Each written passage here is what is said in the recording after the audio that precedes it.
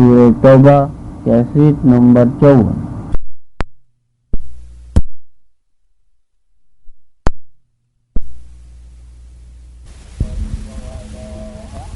قال الله تبارك وتعالى في كلامه المجيد: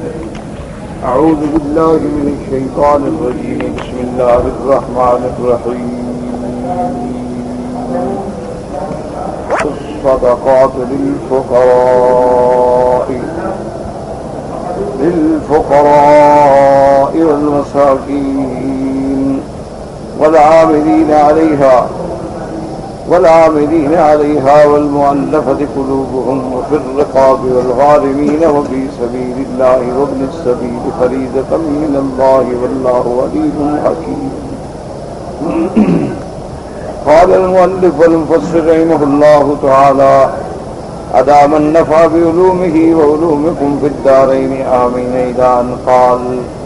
لما ذكر تعالى اعتراض المنافقين الجهلة على النبي صلى الله عليه وسلم ولمزهم إياه في قسم الصدقات بين تعالى أنه هو الذي قسمها وبين حكمها وتولى أمرها بنفسه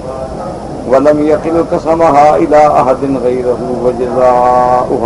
فجزاها لهؤلاء المذكورين، كما رواه الإمام أبو داود في سننه من حديث عبد الرحمن بن زياد بن عنهم، وفيه ضعف عن زياد بن نعيم عن زياد بن الحارث الصدائي رضي الله تعالى عنه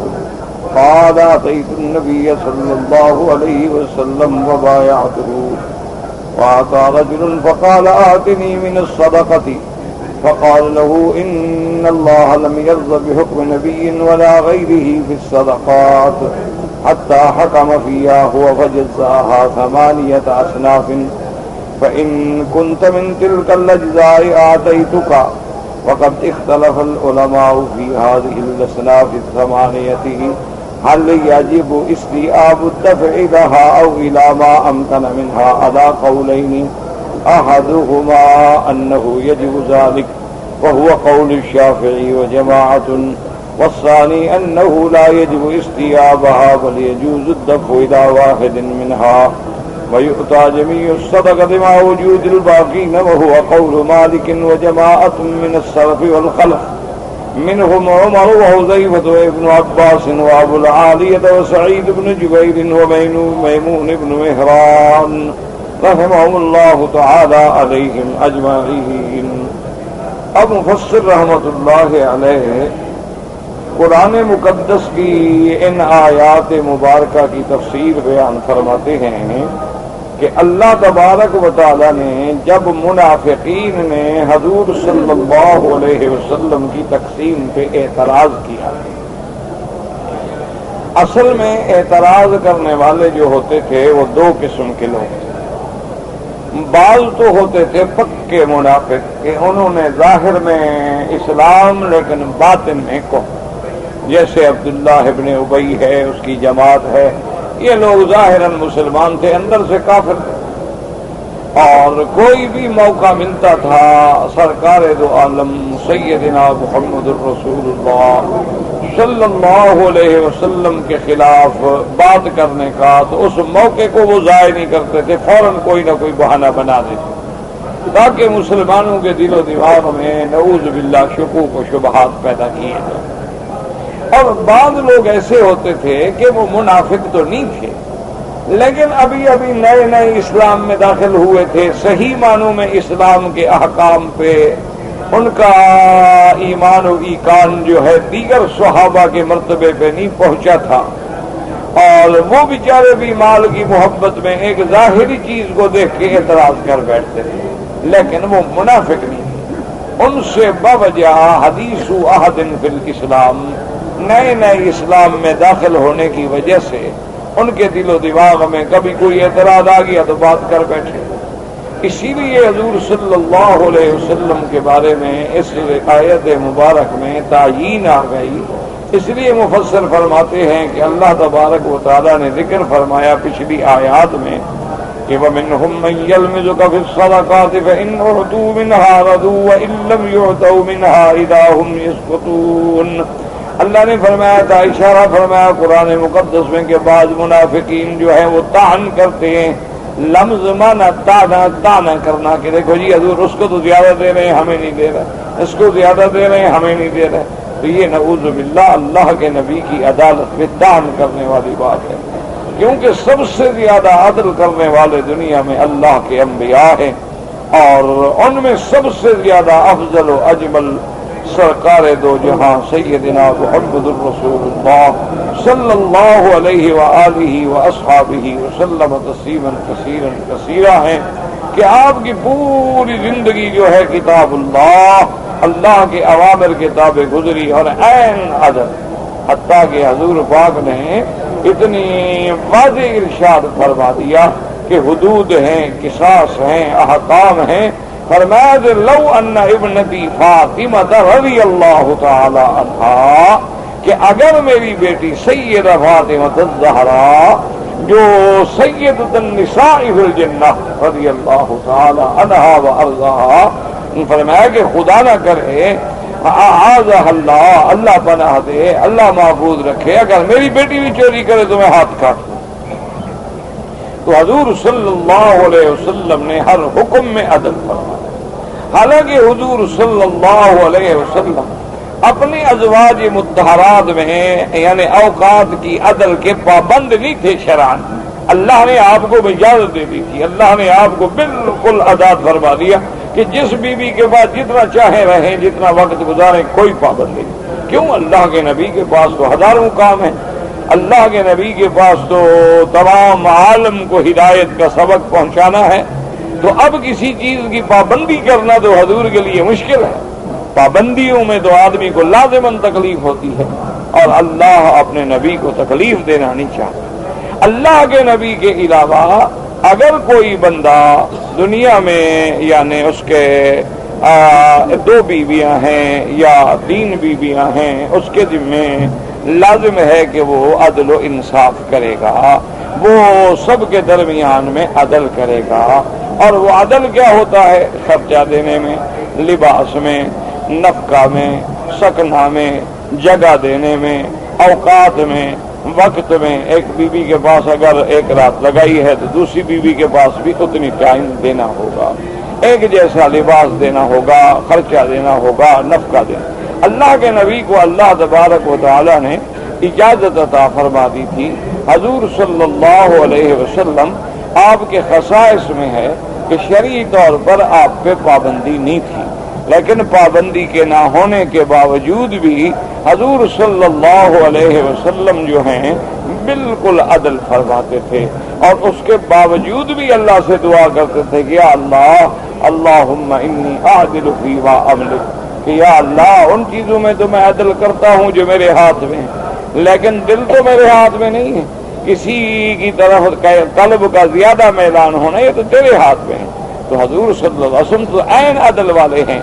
لیکن منافقین اعتراض کرتے تھے، حضور صلی اللہ علیہ وسلم پہ طعن کرتے، جس کا اللہ تبارک و تعالی نے سابقہ آیات میں ذکر فرمایا،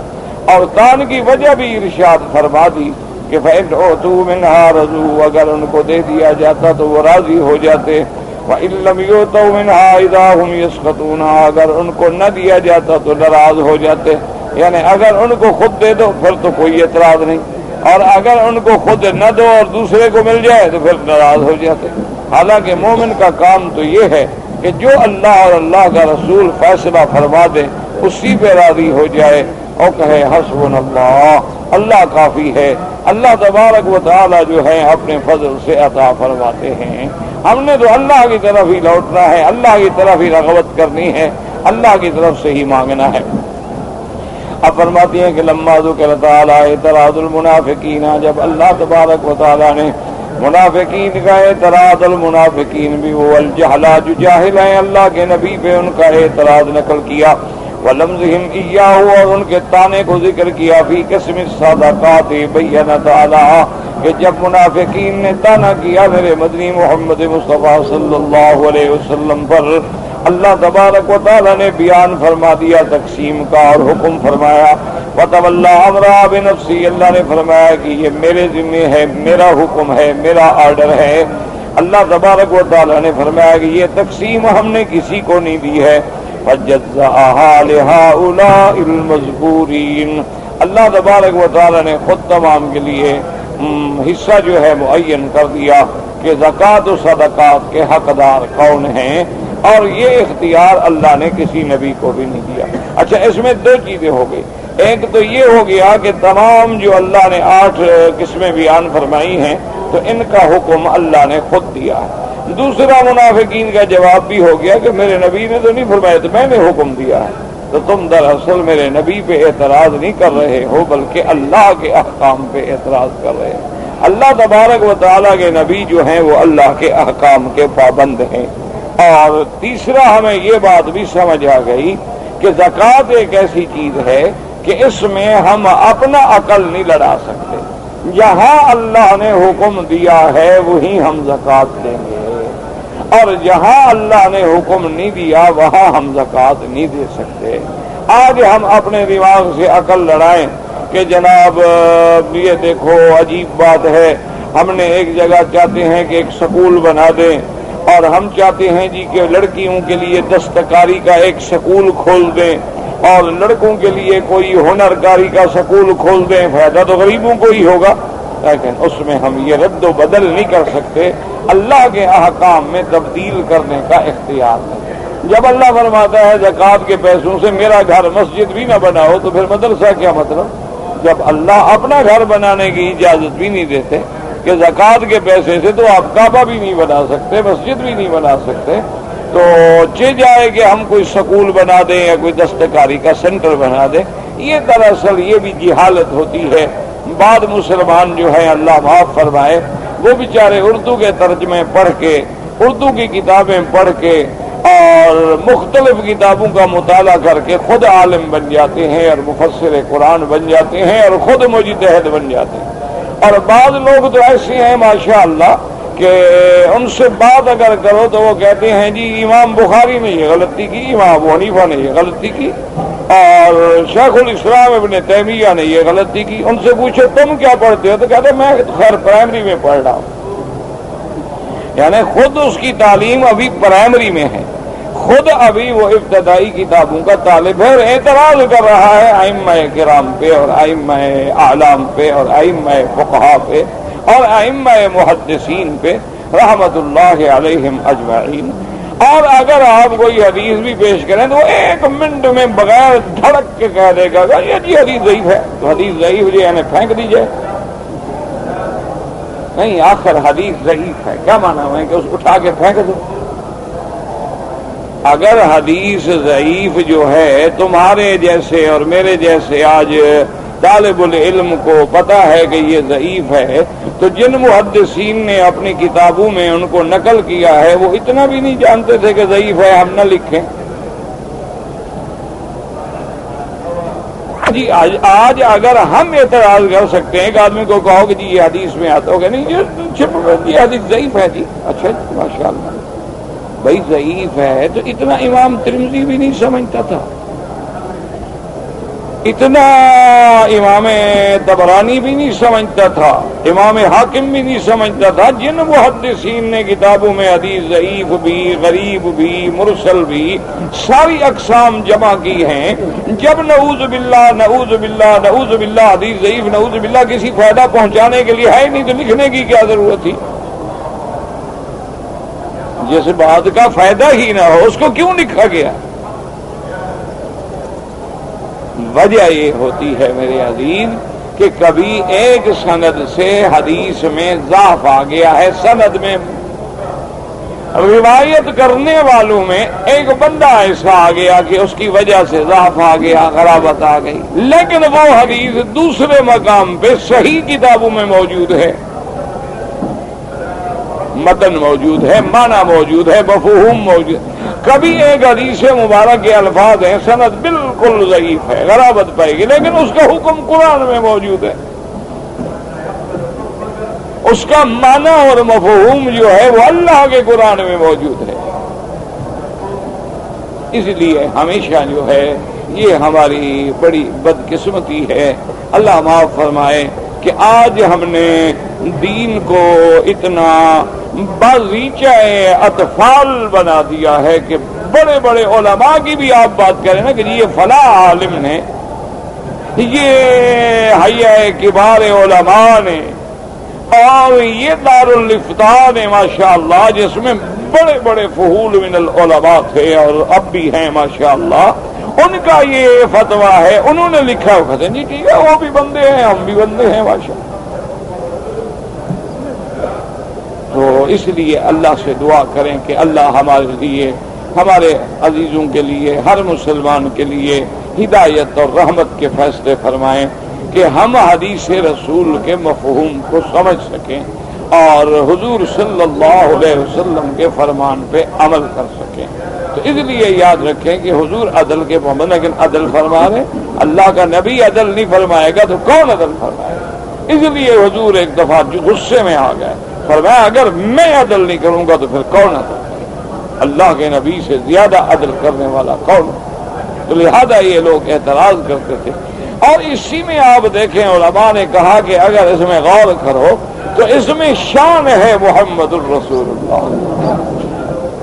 صلی اللہ علیہ وسلم۔ کیسے کہ جب نبی پہ اعتراض آیا، اللہ نے فرمایا میرے نبی آپ جواب نہ دیں، ہم اپنے ذمہ لیتے ہیں کہ یہ اعتراض مجھ پہ کر رہے ہو، میرے نبی پہ نہیں کر رہے،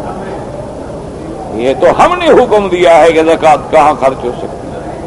اسی لیے آج نئے نئے جو لوگ ہیں نا ماشاءاللہ، وہ کہتے ہیں دیکھو جی حج میں قربانی کرنے کا کیا فائدہ ہے، اس پہ جناب بڑا شور کرتے ہیں کتابوں میں، انٹرنیٹ پہ، اور جناب اتنا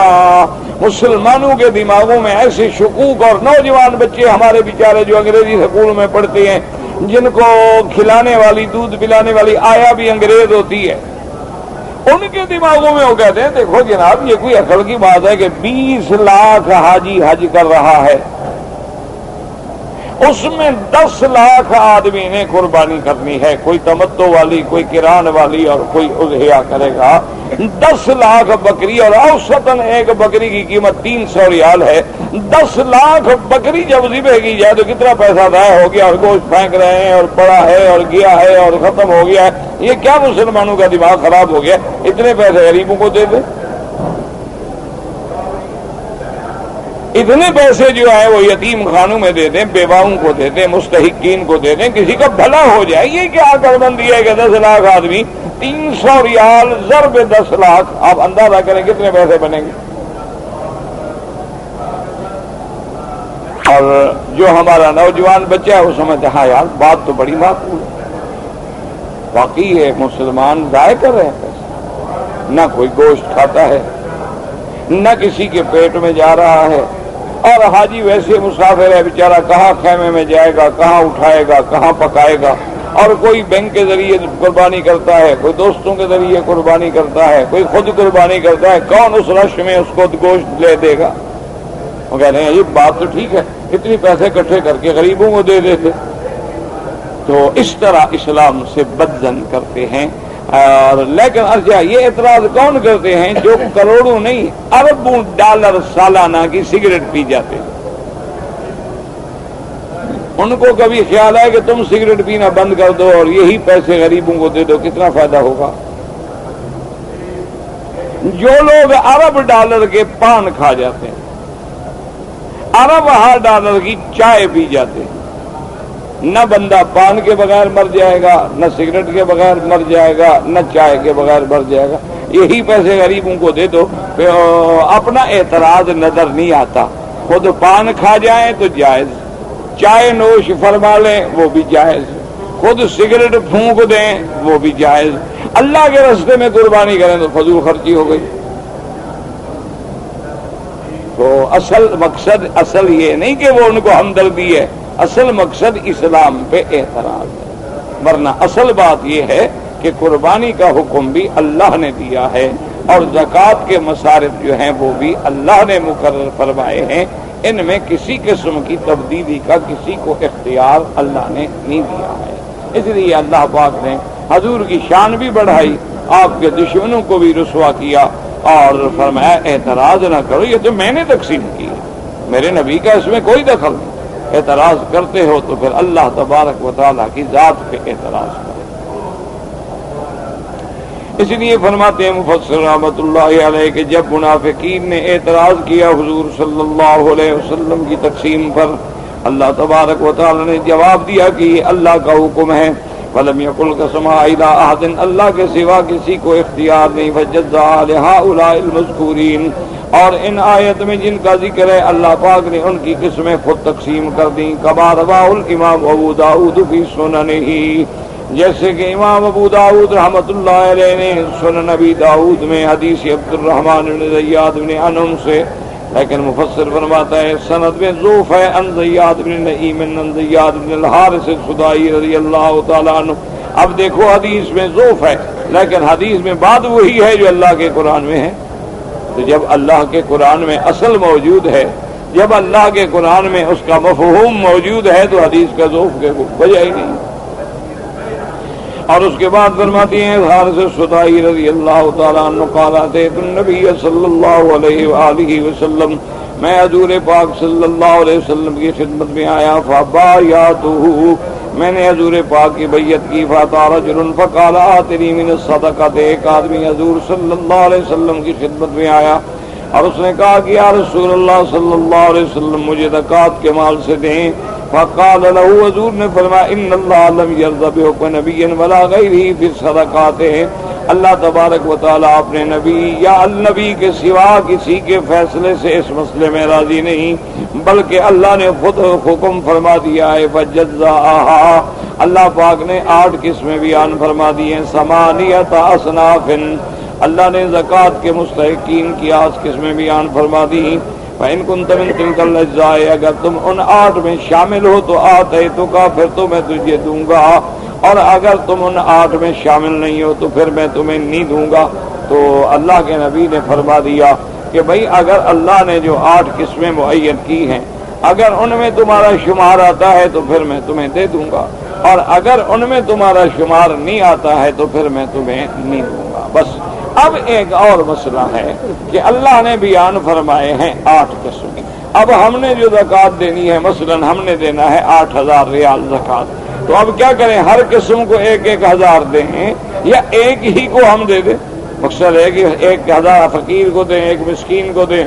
ایک مؤلفۃ القلوب کو دیں، ایک گردن چھڑانے میں دیں، ایک قرض والے کو مقروض کو دیں، اس کے بعد ایک جو ہے مجاہد اور حاجی کو دیں، اور ایک جو ہے جہاد میں یا مسافر کو دیں، یعنی تقسیم کر کے 8 قسموں میں ادا کریں، یا ان 8 میں ہمیں ایک بندہ مل گیا فقیر، ہم نے اسی کو زکوٰۃ دے دی، باقی 7 قسموں کو نہیں دی۔ تو اس میں 2 قول ہیں، بعض علماء فرماتے ہیں کہ سب میں تقسیم کرے، یعنی جتنا زکوٰۃ ہے ان کو سب کے اندر تقسیم کر دے، لیکن یاد رکھو کہ جمہور الائمہ، جمہور العلماء فرماتے ہیں کسی ایک کو بھی دے دے تو ادا ہو گئی۔ معنی یہ ہے کہ ان 8 میں سے کسی ایک کو ہم نے زکوٰۃ دینی ہے۔ اب ضروری نہیں ہے کہ وہ 8 آدمی تلاش کرتا پھرے، ورنہ تو پھر زکوٰۃ دینا ہی مشکل ہو جائے گا۔ کہاں بیچارہ وہ حاجی تلاش کرتا پھرے کہ کس کے پیسے کم ہو گئے، کہاں وہ بیچارہ مجاہد تلاش کرتا پھرے کہ جس کے پاس پیسے نہیں ہیں، کہاں وہ مسکین جو ہے ایک ایک قسم کو تلاش کرتا پھرے۔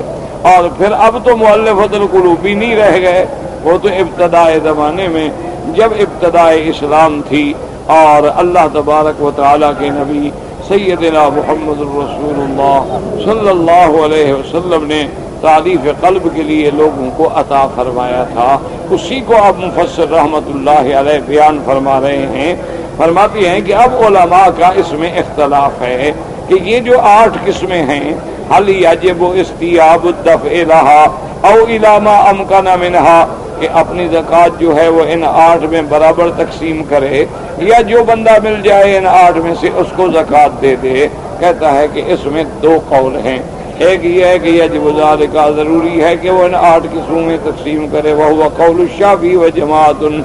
امام شافعی رحمۃ اللہ علیہ اور ایک جماعت ائمہ اور علماء کی کہتی ہے کہ وہ ان 8 قسموں کو تلاش کر کے تھوڑا تھوڑا زکوٰۃ جو ہے سارے قسموں میں ادا کرے۔ والثانی انہ لا یجب استیابها، اور دوسرا قول یہ ہے کہ یہ ضروری نہیں ہے کہ وہ سارے قسموں کو 8 قسموں کو ڈھونڈتا پھرے ان کو دے دے، بل یجوز الدفع الی واحد منها، ان 8 میں سے جو ایک مل جائے ان کو دے دے، ویعطی جمیع الصدقۃ مع وجود الباقین، اور ضروری نہیں ہے کہ وہ 8 کو تلاش کریں۔ وہو قول مالک و جماعت من السلف والخلق، امام مالک رحمۃ اللہ علیہ اور سلف میں اور خلف میں جتنے علماء ان کی جماعت کا یہی فیصلہ ہے۔ ان میں کون ہے؟ حضرت عمر، حضرت حذیفہ، حضرت ابن عباس، ابو العالیہ، سعید ابن جبیر، میمون ابن مہران۔ قال ابن جریر وهو قول عامۃ اہل العلم، ابن جریر رحمۃ اللہ علیہ نے بھی لکھا ہے کہ اہل علم کا یہی قول ہے کہ اب ہم 8 کو تقسیم اور ڈھونڈیں گے نہیں، تلاش نہیں کریں گے،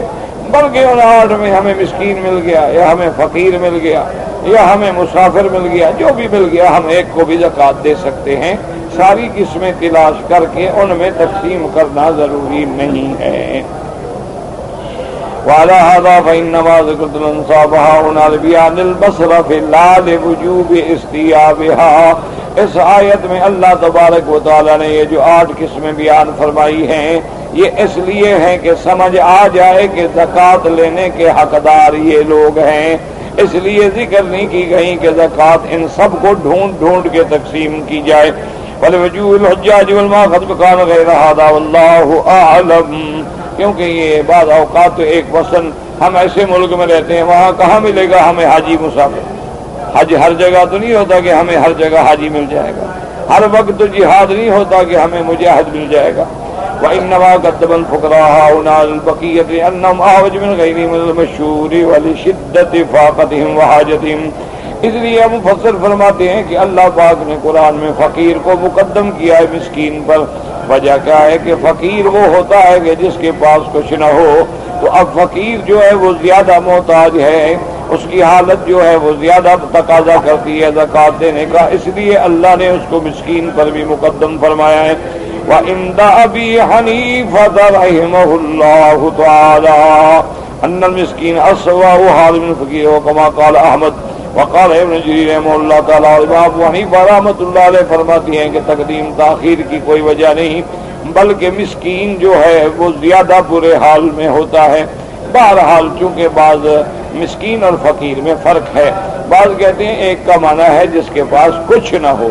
اور مسکین کا معنی ہے کہ کچھ تو ہے لیکن وہ اتنا نہیں ہے کہ وہ صاحب نصاب بن سکے۔ امام ابو حنیفہ رحمۃ اللہ علیہ فرماتے ہیں کہ یہ مسکین جو ہے اس کا حال زیادہ برا ہوتا ہے۔ کیوں؟ ایک فقیر ہے وہ تو مانگ بھی لے گا، لیکن مسکین ہے مانگتا نہیں ہے بیچارہ، کچھ نہ کچھ تو ہے اس کے پاس، اس لیے سفید پوش آدمی کو جب تکلیف آتی ہے تو وہ زیادہ پریشان ہوتا ہے، کیونکہ نہ وہ بھیک مانگنے والا، نہ سوال کرنے والا،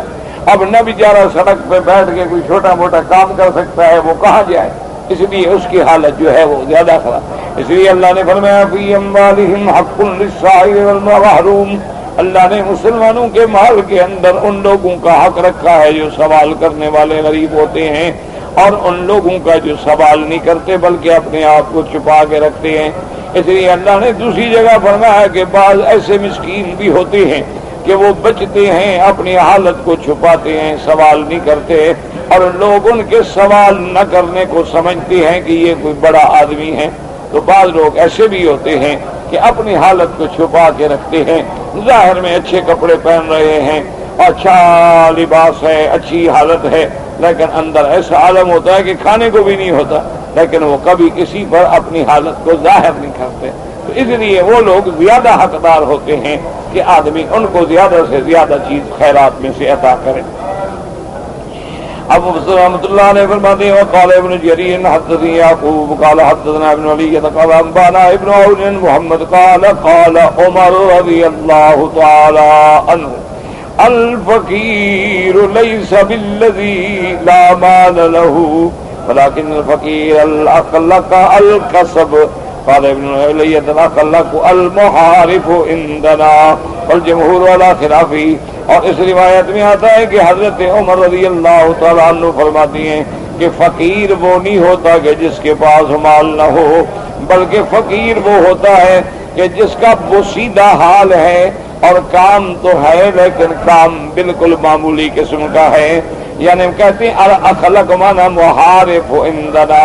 یعنی جس کے پاس حالت ہے لیکن بہت۔ والجمہور والا خلاف ہی، جمہور اس کے خلاف ہے، وہ کہتے ہیں فقیر وہ ہوتا ہے جس کے پاس کچھ نہ ہو، اور مسکین وہ ہوتا ہے جس کے پاس ہو لیکن قدر نصاب نہ ہو.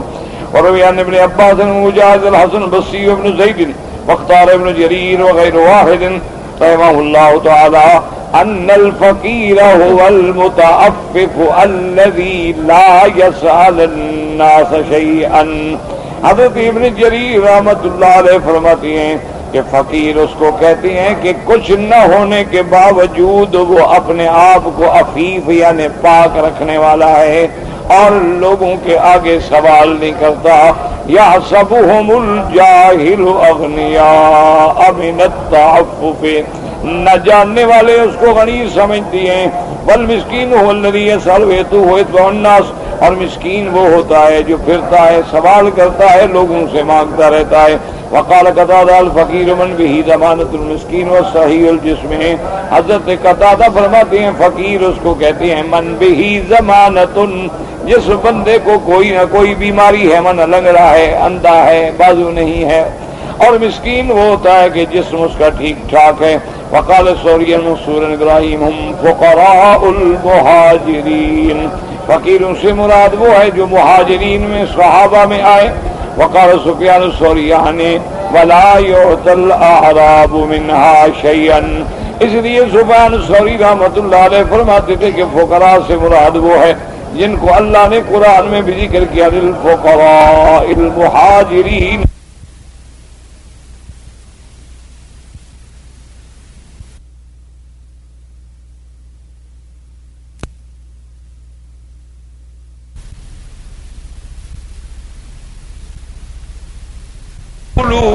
لفقراء المسلمين مساكين انما المساكين اهل الكتاب ولنذكر احاديث تتعلق بكل من الاثناف الثمانية. حضرت اکرمہ رحمۃ اللہ علیہ فرماتے تھے کہ بابا مسلمانوں میں جو مسکین ہے اس کو مسکین نہ کہو، مسکین وہ لوگ ہیں جو اہل کتاب میں سے ہیں، یہود و نصارہ میں سے ہیں. اب مفسر رحمۃ اللہ علیہ فرماتے ہیں کہ ہم احادیث مبارکہ میں ہیں اس آیت کی تفسیر میں ذکر کرتے ہیں کہ جو روایات ان کی تقسیم کرتی ہیں. قال فاما الفقراء، فقیر کس کو کہتے ہیں؟ وعن ابن عمر رضی اللہ تعالی عنہما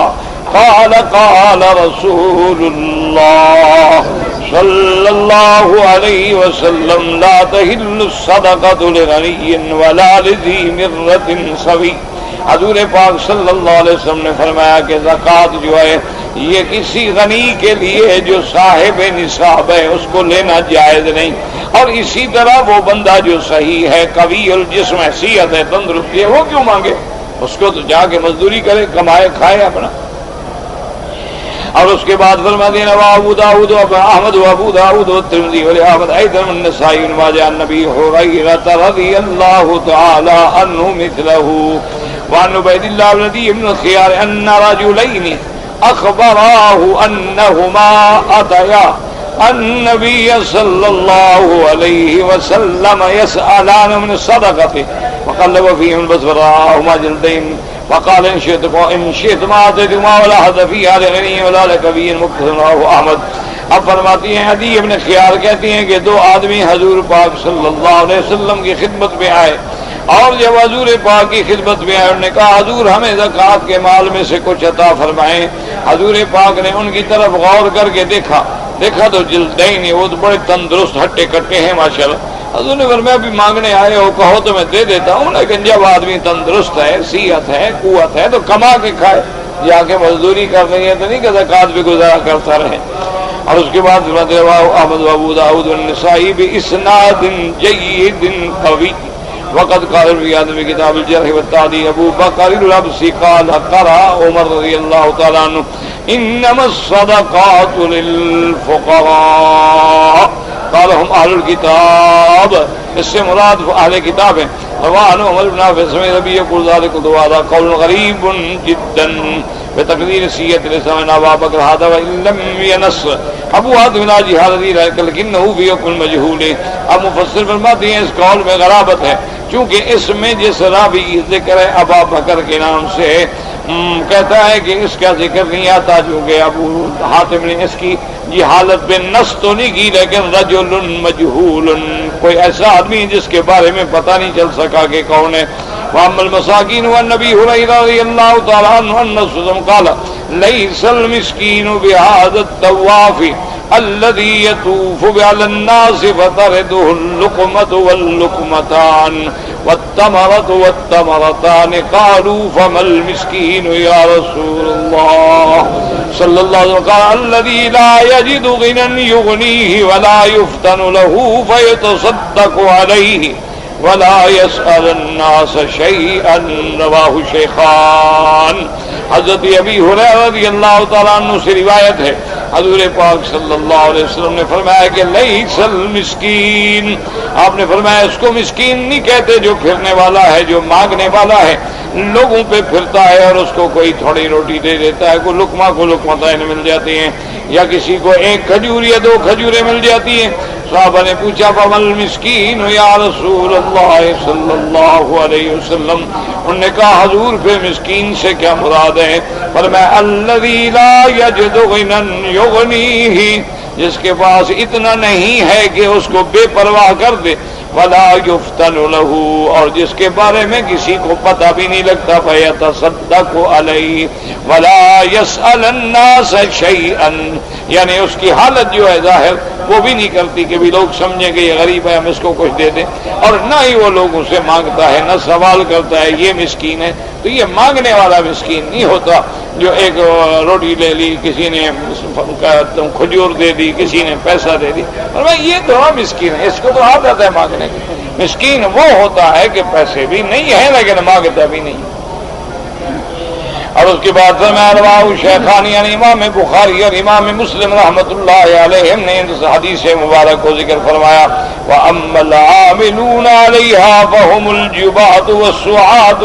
يَسْحَقُونَ مِنْهَا قِسْطًا عَلَى ذَلِكَ فَلَا يَجُوزُ أَن يَكُونُوا مِنْ أَقْرَبَاءِ رَسُولِ اللَّهِ صلی اللہ علیہ وسلم الذین تحرم علیہم الصدقۃ.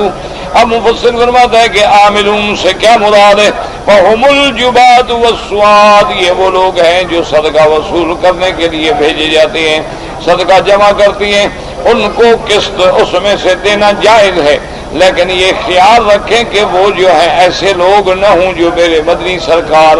صلی اللہ علیہ وسلم کے خاندان سے ہیں جن پر صدقہ اللہ نے حرام کر دیا ہے، کیونکہ حضور پاک صلی اللہ علیہ وسلم یا بنو ہاشم ہیں، اسی طرح آل جعفر ہیں، ان کے لیے صدقہ زکوٰۃ لینا اللہ نے حرام کر دیا ہے، ان کو دینا جائز ہی نہیں ہے. جیسے کہ حدیث مسلم میں آتا ہے عبد المطلب ابن ربیعہ ابن الحارث انه انطلق هو والفضل ابن اللباس يسألان رسول اللہ صلی اللہ علیہ وسلم استعملهما على الصدقہ، یہ دونوں حضور کی خدمت میں آئے کہ یا رسول اللہ ہمیں بھی کام لگا دیں، ہمیں بھی صدقہ کے وصولی کرنے کے لیے احکام جاری فرما دیں. فقال ان الصدقة لا تحل لمحمد ولا لآل محمد صلی اللہ علیہ وسلم. آپ نے فرمایا کہ خبردار یہ صدقہ جو ہے اللہ نے اپنے نبی کے لیے اور آل رسول کے لیے منع فرما دیا ہے.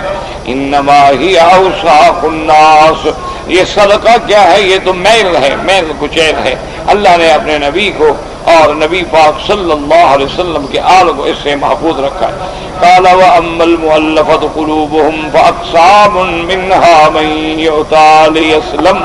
کہتا ہے مؤلفۃ القلوب سے وہ لوگ مراد ہیں بعض لوگ کے وہ مائل ہیں، ان کو کچھ نہ کچھ دیا جاتا ہے تاکہ اسلام کی طرف مائل ہو جائیں اور اسلام لے آئیں. کما النبی صفوان بن امیہ من غنائم حنین، جیسے کہ حضور صلی اللہ علیہ وسلم نے صفوان ابن امیہ کو دیا تھا غنائم حنین میں. وقد کان شاہدہا مشرکن، حالانکہ وہ اس دن مشرک تھا، اسلام نہیں لیا، لیکن یاد رکھیں وہ اموال غنیمت میں سے خمس میں دیا گیا، وہ زکوٰۃ نہیں تھی، اس لیے بعض روایات میں اشتباہ ہو جاتا ہے. حضور صلی اللہ علیہ وسلم نے صفوان ابن امیہ یوم حنین میں جو دیا ہے وہ تو اموال غنیمت ہے، وہ تو غنائم حنین کا خمس ہے، وہ صدقات و زکوٰۃ کا مال جو ہے وہ نہیں تھا. فقال فرمی ذریعہ تصارا حب الناس الیہ بعض کان ابغض الناس الیہ. صفوان ابن امیہ کہتے ہیں کہ حضور ہمیشہ مجھے دیتے تھے پہلے مجھے حضور سے سب سے زیادہ بغض تھا، لیکن اب حضور میرے اندر سب سے زیادہ محبوب تھے۔ اور اس کے بعد جناب فرماتے کما قال الامام محمد حدثنا زکریا بن علی قال انبانا ابن المبارک عن یونس عن الزہری عن سعید بن المسیب عن صفوان بن امیۃ قال اعطانی رسول اللہ صلی اللہ علیہ وسلم انه لابغض الناس الی فما زال یعطینی انه لا حب الناس الی۔ کہتے ہیں کہ حضور پاک مجھے ہمیشہ دیتے تھے، حالانکہ مجھے حضور سے زیادہ بغض تھا، لیکن پھر اللہ نے میرے دل میں بھی حضور کی محبت ڈال دی اور سب سے زیادہ محبوب مجھے حضور صلی اللہ علیہ وسلم ہو گئے۔ رواہ مسلم من حدیث یونس وری اور بعض لوگ وہ ہوتی ہیں کہ اسلام تو لے آئے ہیں، ایک تو ہے نا ابھی اسلام نہیں لے آیا، اس کو دے رہے ہیں تاکہ اسلام لے آئے، اور بعض ایسے ہیں کہ اسلام تو لے آئے ہیں لیکن ان کو دیا جاتا ہے تاکہ اسلام پہ وہ زیادہ سے زیادہ جم جائیں۔ فرمایا کما اودی یوم حنین ایضا جماعت من صنادید الطلقاء وشافمیۃ من الابل، کہ جیسے حضور پاک صلی اللہ علیہ وسلم نے یوم حنین کے موقع پر مکے کے بڑے بڑے سردار جو تھے آپ نے ان کو 100 اونٹ بھی عطا فرمایا۔ قال انی لا الرجل غیر وحب الی من خشیۃ ان یکبہ اللہ علی وجہہ فی نار جہنم،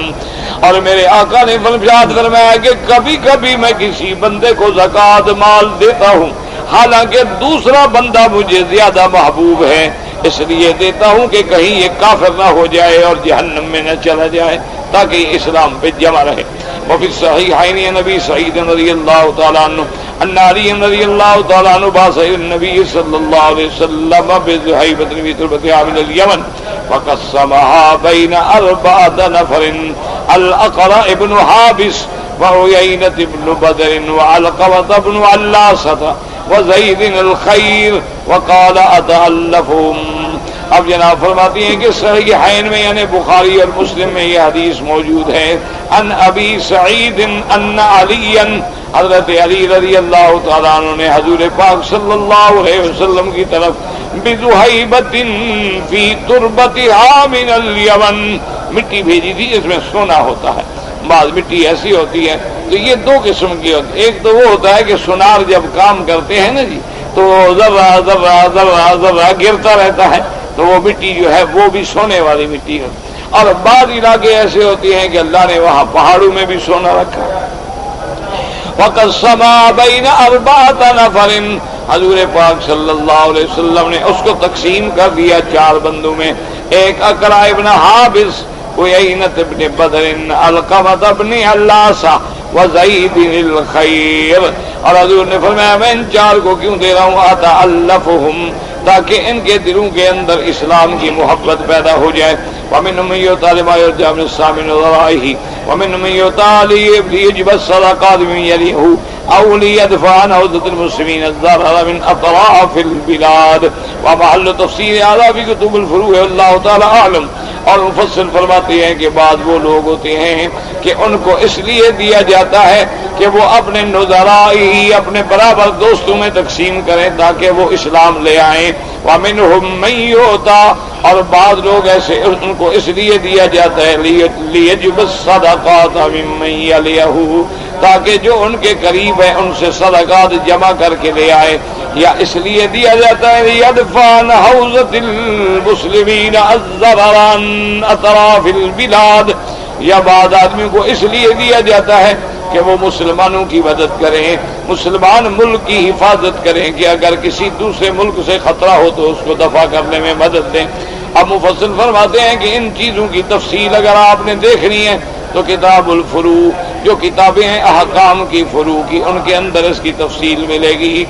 بہرحال تفسیر آیات میں جتنا اختصار سے مفسر رحمت اللہ علیہ نے مناسب سمجھا وہ روایات اور احادیث مبارک بیان کر دی ہیں، اور باقی تفصیل دیکھنی ہے تو وہ اپنے اپنے مقام پر کتابوں میں مذکور ہوتی ہے، واللہ اعلم۔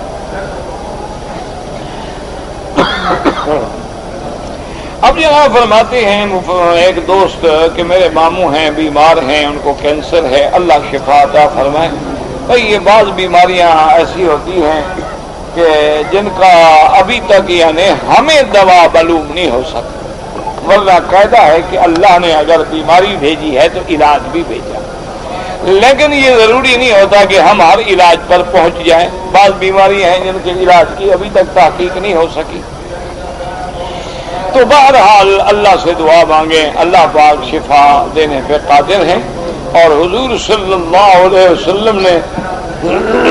اپنی امت کو ایک دعا بھی سکھلائی ہے کہ اللہم انی اعوذ بک عن البرص والجذام وعن سیء الاسقام، کہ اللہ ہمیں برص و جذام سے یعنی برص اور کوڑ کی بیماری سے بچانا، اور اسی طرح جتنی بری بیماریاں ہیں اللہ ان سے بھی پناہ عطا کرنا۔ اسی لیے حضور کی ایک دعا مبارک میں یہ بھی آتا ہے اعوذ بکلمات اللہ التامات من شر ھذا الوجہ، کہ اللہ تیرے کلمات کے ساتھ ہم پناہ پکڑتے ہیں اس بیماری سے۔ تو بہرحال جو قرآن و حدیث میں جیسے سورۃ فاتحہ شفا ہے،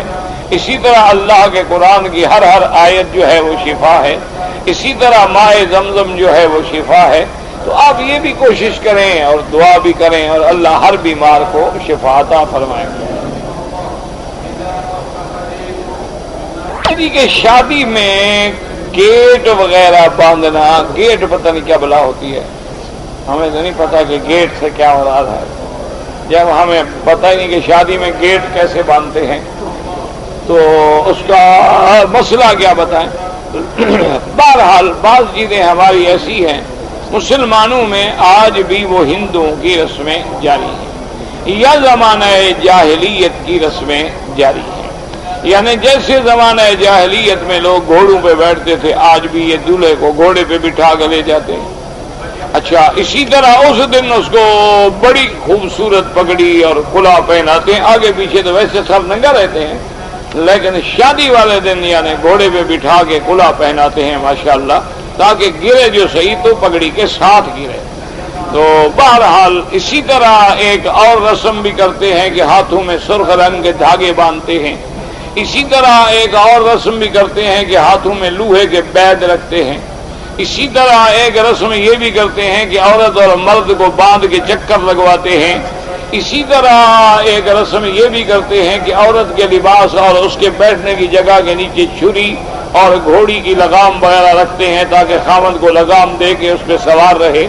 تو یہ ساری کافروں کی رسمیں ہیں اور ہندوؤں کی رسمیں ہیں جن کا اسلام سے کوئی تعلق نہیں ہے، اور اللہ تبارک و تعالی مسلمانوں کو حفظ و امان میں رکھے۔ اور سب سے بڑی بات یہ ہے کہ ایسے حالات پیدا کر دیتے ہیں کہ بھئی دلہن جو ہے وہ بیوٹی پارلر میں ہے اور میک اپ کر کے ہزاروں روپے دے کے وہ آتی ہے، اور عشاء کی نماز بھی ختم، فجر کی نماز بھی ختم، ظہر کی نماز بھی ختم، کیونکہ وہ اگر نماز پڑھے وضو کرے گی تو وہ وضو کے بعد تو کھل جائے گا نا، وہ تو صرف اوپر جو پلسٹر چڑھایا ہے اس نے وہ تو پلسٹر اتر کے اندر تو وہی بلا نکل آئے گی جو ہے ہمیشہ والی۔ اس لیے ایسی شادیوں کا کیا فائدہ کہ جس میں اللہ کی نمازیں ضائع ہو جائیں، اللہ کے فرائض ضائع ہو جائیں۔ یہ شادی اچھی خوشی کا موقع ہے کہ بندہ خاوند کو راضی کرے اور خدا کو ناراض کر دے، تو یہ ساری چیزیں جو ہیں شریعت میں حرام ہیں۔ اور اسی طرح آج کل بڑے لوگ جو ہیں وہ اپنی شادی میں دلہن کے لیے خصوصی لباس بنواتے ہیں سفید رنگ کا، اور وہ لمبے باقاعدہ یعنی ہوتے ہیں، جیسے گاؤن ہوتا ہے یا میکسی ہوتی ہے، یہ عربی میں فستان کہتے ہیں، اور وہ نیچے گھیرا زمین پہ ہوتا ہے، پیچھے بچیاں اٹھا کے چلتی ہیں، تو یہ عیسائیوں کا لباس ہے اور پہننا حرام ہے شریعت کے اندر ایسا لباس پہننا، اور 8-8 ہزار ریال صرف سلائی پہ خرچ ہوتا ہے۔ انا للہ و انا الیہ راجعون۔ اسی طرح لوگ جو ہیں بڑے بڑے افراح گھروں میں شادی کرتے ہیں، کیا کریں جی، ناک رکھنا ہے، یہ سب حرام ہے۔ اور اسی طرح لڑکی والے بیچارے جو ہیں وہ سب کو کھانا کھلائیں، بالکل حرام ہے۔ اگر لڑکی کے گھر میں کوئی رشتہ دار آ گیا قریبی، وہ کھانا کھا لے، لیکن یہ تھوڑا ہے کہ لڑکی والے بھی دعوت دیں اور لڑکی والے بھی سب کو کھلائیں، یہ تو بالکل حرام ہے، ناجائز ہے کہ ایک وہ اپنی لڑکی دیں اور دوسرا 400 آدمی کو کھانا بھی کھلائیں، انا للہ و انا الیہ راجعون۔ یہ تمام رسومات جو ہیں ان کا اسلام سے کوئی تعلق نہیں۔ حضور نے فرمایا سب سے اچھی عورت وہ ہوتی ہے ایسرہن مؤونۃ،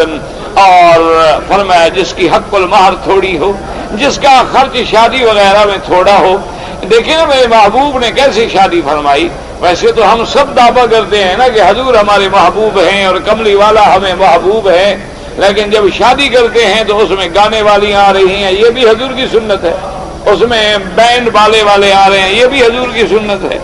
اس میں جناب کئی قسم کی ڈشیں بنائی جا رہی ہیں، چوری کھلانی پڑے کسی دوسرے کے گھر میں تب بھی کھلا رہے ہیں۔ انا للہ و انا الیہ راجعون۔ حضور کی شادی دیکھو کتنی سادہ ہے۔ حضور نے فرمایا اپنے صحابہ سے کہ بھئی آج ظہر کے بعد جتنے میرے صحابہ ہیں جن کے گھر میں جو کھانا پکے مسجد میں لے آؤ۔ سارے صحابہ، کسی کے گھر میں ستو ہے، کسی کے گھر میں کھجور ہے، کسی کے گھر میں کوئی معمولی سی چیز ہے، وہ سارا کھانا اکٹھا ہو گیا، وہی دسترخوان بچھا دیا، سب نے مل کے بیٹھ کے کھا لیا۔ حضور نے فرمایا یہ میری شادی کا کھانا ہو گیا۔ تو اب دیکھیں، اور یہاں تو جناب جب تک لاکھوں کا قرضہ نہ لیا جائے، جب تک والدین کو گروی نہ رکھ دیا جائے، اور اس وقت تک شادی نہیں ہوتی۔ اسی طرح لڑکے والے جو لڑکی سے مطالبہ کرتے ہیں کہ جہیز لے آئے، یہ شرعاً حرام ہے، مانگنا بھی حرام ہے، ان چیزوں کا استعمال کرنا بھی حرام ہے۔ یہ بالکل اسلام کے خلاف ہے، قرآن و سنت کے خلاف ہے۔ حدیث پہ عمل کرنے کا معنی یہ نہیں ہوتا کہ صرف نماز میں جھگڑا کرو، باقی شادیوں میں لاکھوں خرچ کر ڈالو اور کہو یہ کوئی نہیں، اللہ نے دیا ہے، اللہ نے دیا ہے تو خرچ کر رہے ہیں۔ تو اسی طرح اگر وہاں تم ایسی رعایات نکالو گے تو پھر تو ہر مسئلے میں رعایت نکل سکتی ہے۔ تو بہر صورت یہ اچھا صحرا ڈالنا، اور خاوند کے اوپر پھولوں کا ایک لمبا صحرا ڈال دیتے ہیں تاکہ اللہ کی رحمت سے اس کے دو فائدے ہوتے ہیں۔ ایک تو وہ اندھا ہو گیا دیکھتا کچھ نہیں، دوسرا گھوڑے پہ بیٹھے ہیں ماشاءاللہ، گرے گا تو کوئی جگہ بھی نظر نہیں آئے گی۔ اچھا تیسرا یہ بھی ہوتا ہے کہ کانا شانہ ہو تو عیب چھپ جائے، لوگ سمجھے ماشاءاللہ بڑا خوبصورت ہے۔ انا للہ و انا الیہ، پتہ نہیں کس کو دھوکہ دیتے ہو۔ ابھی بھی کو تو سب پتہ لگ جائے گا کہ آنکھ ایک ہے یا دو ہے، ٹیڑھی ہے یا سیدھی ہے، کالا ہے یا گورا ہے، اور بیوی کا بھی پتہ لگ جائے گا کہ اس کا کیا حال ہے۔ تو اس لیے بلا وجہ ایسی رسمیں کر کے اللہ رسول کو ناراض کیوں کریں اور خود بھی مخروض ہو جائیں، اللہ معاف کرے۔ اللہ پاک نے موسیٰ علیہ السلام کو حکم دیا تھا کہ انسان کا گوشت لے آؤ، یہ آپ کو موسیٰ علیہ السلام نے بتلایا ہے یا کوئی اور نے بتلایا؟ جب انسان کا گوشت حرام ہے تو اللہ نے ان کو حرام لانے کا حکم دیا تھا۔ کیا جاہلوں نے قصے بنا رکھے ہیں، سارے گھڑنتو ہوتے ہیں، اللہ معاف کرے، رات کو بیٹھ کے گھڑتے ہیں اور صبح مسلمانوں کے عقیدوں کو خراب کرتے ہیں۔ بھئی انسان کا گوشت حرام ہے، اللہ نبی کو حکم دے گا کہ حرام لے آؤ؟ ہمارے رشتہ دار ہیں، ہم جانتے ہیں وہ غریب ہیں لیکن نماز نہیں پڑھتے، تو امام احمد بن حنبل رحمۃ اللہ علیہ کے نزدیک ان کو زکوٰۃ دینا جائز نہیں، کیونکہ ان کے نزدیک نماز نہ پڑھنے والا کافر ہے اور کافر کو زکوٰۃ نہیں دی جا سکتی۔ باقی تینوں ائمہ فرماتے ہیں کہ وہ فاسق ہے اور اتنا بڑا گناہ کر رہا ہے جو اس کو کفر تک لے جائے گا۔ اسی لیے ائمہ کہتے ہیں کہ جو بے نماز ہے اس کو قید خانے میں ڈال دو، جب تک کہ وہ توبہ نہ کرے اور نماز شروع نہ کرے اس کو نہ چھوڑو۔ لیکن امام احمد بن حنبل رحمۃ اللہ علیہ کے نزدیک تو کافر ہے اور کافر کو زکوٰۃ دینا جائز نہیں، باقی ائمہ کے نزدیک جائز ہے، لیکن آپ کوشش کریں نمازی کو دیا کریں۔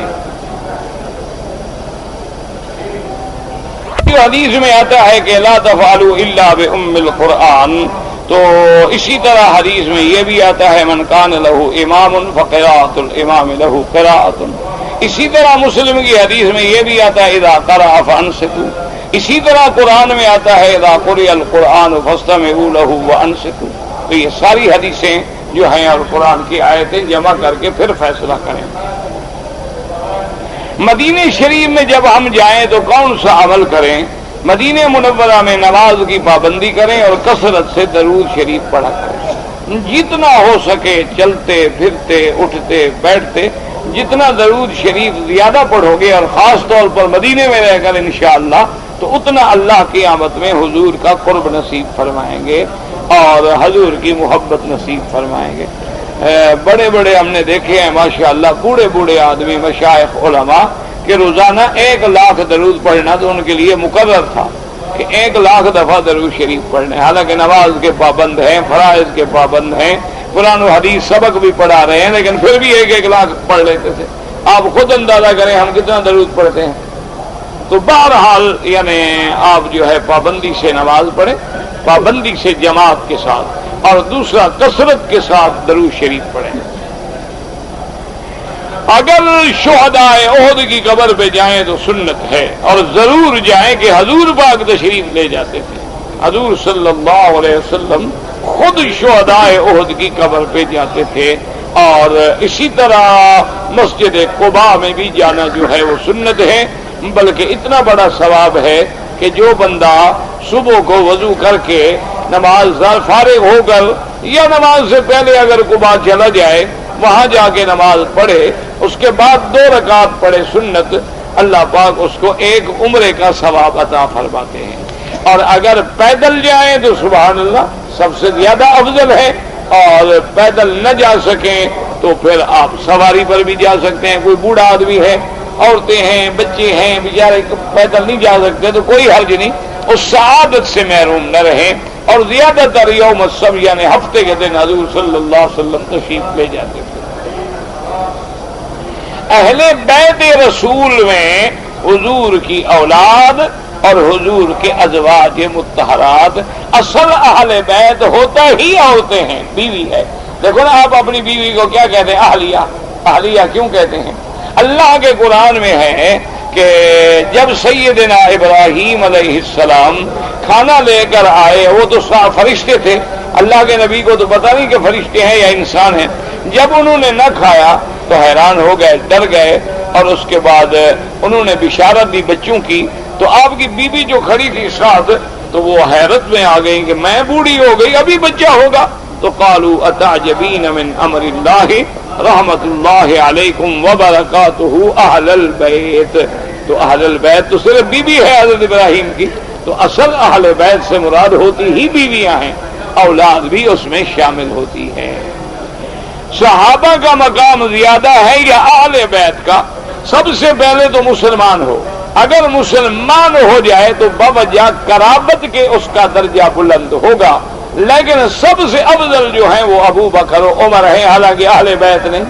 لیکن شان ان کا سب سے زیادہ ہے کہ حضور صلی اللہ علیہ وسلم کے بعد افضل جو ہیں وہ شیخین ہیں ابی بکر و عمر، اس کے بعد عثمان و علی، اس کے بعد عشرہ مبشرہ، اس کے بعد اصحاب بدر، پھر اصحاب بیعت الرضوان، اور پھر جمیع صحابہ رضوان اللہ علیہم اجمعین۔ اور اگر اہل بیت میں ہے، خاندان میں ہے، لیکن اسلام نہ لے آئے تو پھر اہل بیت کا کیا فائدہ ہے؟ نوح علیہ السلام کا حقیقی بیٹا ہے لیکن جہنم میں چلا گیا۔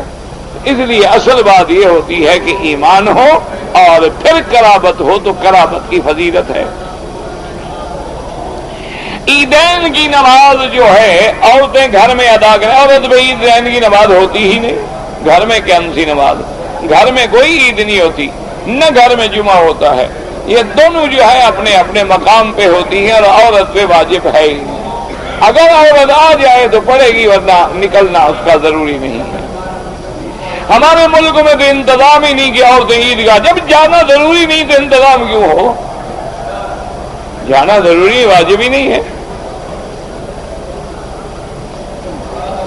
فوج سے ریٹائر ہو گیا ہوں اور مجھے فوج کی طرف سے 3.25 لاکھ روپے مجھے پنشن ملی تھی، میں نے گاڑی خرید لی اور یہی میرا ذریعہ معاش ہے، کیا مجھ پہ حج فرض ہے؟ یہ تو آپ کو پتا نا جی کہ گاڑی سے آپ کتنا کماتے ہیں، اگر اتنا کماتے ہیں جو آپ کے خرچے کو اور روٹی کو اور گھر والوں کو پورا ہو جاتا ہے، کچھ نہیں بچتا تو پھر کچھ نہیں، اگر اتنا بچ جاتا ہے کہ آپ مکے مدینے آ جا سکتے ہیں تو پھر حج فرض ہے۔ یہ تو اپنا اپنا حساب ہے، بعض گاڑی چلانے والے ماشاءاللہ اتنا کما لیتے ہیں کہ بڑے سے بڑے افسر کو بھی اتنے پیسے نہیں ملتے۔ میں نے تو سفر میں دیکھا ہے ہمارے بہت سارے لوگ جو ہیں وہاں یورپ میں اور ملکوں میں لیموزین چلاتے ہیں، یعنی یہ گاڑیاں چلاتے ہیں، بڑے پڑھے لکھے لڑکے۔ میں مجھے یہ کیا بات ہے؟ انہوں نے کہا جی اللہ کا شکر ہے ہم تو دوسروں سے زیادہ پیسے کما لیتے ہیں۔ زکات جو ہے وہ گاڑی کی مالیت پر نہیں دیں گے آپ، وہ تو آپ کے کمانے کا ذریعہ ہے. جو کمائی ہو وہ دیکھیں گے سال کے بعد کہ جتنا خرچہ کرنے کے بعد علاج معالجہ بیوی بچے اپنا خرچہ نکال کے جو خالص نفع بچے گا اس پہ 2.5% زکات دیں گے. جہاد کی فرضیت جو ہے فرض عین ہے یا فرض، اب تو فرض کفایہ ہے، لیکن اگر دشمن حملہ کر دے یا امیر المؤمنین اعلان کریں کسی حال میں تو پھر فرض عین ہو جائے گا.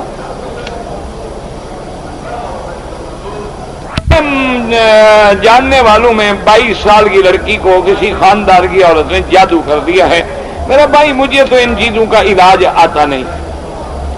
بہرحال جو قرآن و حدیث میں ہے وہی عمل کریں کہ سورۃ البقرہ جو ہے یہ سورۃ البقرہ اس پر پڑھیں بھی اور وہ خود بھی پڑھے اور سورۃ البقرہ خود بھی سنے. انشاءاللہ اگر کوئی جادو وادو ہے اللہ کی رحمت سے نکل جائے گا. جادو ہوتا ہے اور جادو اثر بھی کرتا ہے، اور جادو نے تو اللہ کے نبی پہ بھی اثر کر لیا تو کسی غیر نبی کی کیا طاقت ہے. لیکن کبھی کبھی یہ بھی ہوتا ہے کہ جادو شادی نہیں ہوتا، لڑکی شادی کرنا چاہتی ہے ماں باپ نہیں مانتے ہیں تو وہ ایسی حرکتیں خود کرتی ہے. کبھی جن آ گیا ہے کبھی جادو آ گیا ہے. اصل بات یہ ہے کہ وہ شادی کرنا چاہتی ہے ماں باپ کرتے نہیں. تو یہ بھی ذرا پتہ کر لیں کہ وہ شادی کرنا چاہتی ہو اصل جادو ہی ختم کرو، شادی کرو جان چھوٹ جائے گی، سارے مسئلے حل ہو جائیں گے. اور اگر جادو ہے تو پھر جو لوگ جانتے ہوں، میں تو نہیں جانتا. میں تو ایک ہی بات جانتا ہوں کہ زمزم پلائیں، آیت الکرسی پڑھیں، آخری آیات جو ہیں سورۃ معوذتین جو ہیں وہ پڑھیں، سورۃ البقرہ پڑھیں. اور جیسے قرآن میں آیات ہے فلما القوا قال موسیٰ ما جئتم به السحر ان اللہ سیبطلہ ان اللہ لا یصلح عمل المفسدین ویحق اللہ الحق ویبطل الباطل ولو کرہ المجرمون. یہ آیات پڑھیں. اسی طرح ایک حدیث میں آتا ہے اعوذ بکلمات اللہ التامات کلھا من شر ما خلق. اسی طرح آتا ہے اعوذ باللہ العظیم. یہ ساری چیزیں قرآن حدیث میں موجود ہیں، وہ پڑھیں انشاءاللہ اللہ شفا دیں گے. پہلا فکر وہی شادی والا کر لیں، انشاءاللہ اکثر جن اسی طرح ختم ہو جائے.